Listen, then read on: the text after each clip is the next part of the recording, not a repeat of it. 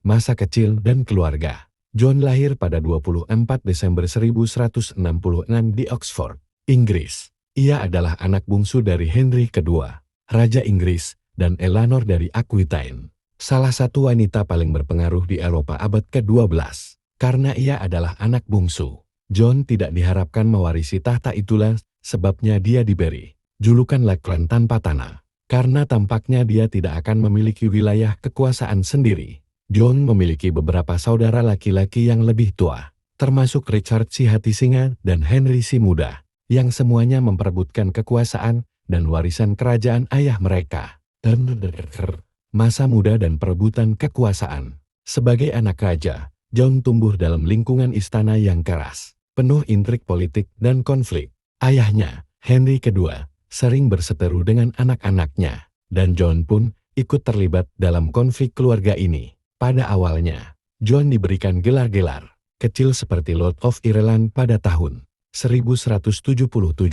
Namun usahanya mengatur Irlandia gagal karena kesalahan politik dan pengkhianatan terhadap bangsawan lokal. Ketika Richard si Hati Singa naik tahta pada tahun 1189, John berharap mendapatkan lebih banyak kekuasaan. Tapi Richard tidak mempercayainya sepenuhnya. Dan ketika Richard berangkat untuk Perang Salib ketiga, ia meninggalkan saudaranya lainnya sebagai pelaksana pemerintahan.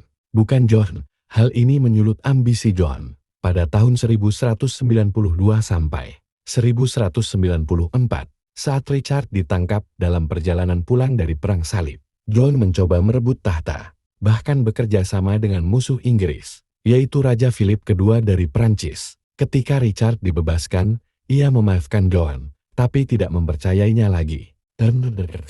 Naik tahta Raja Inggris 1199, 1216.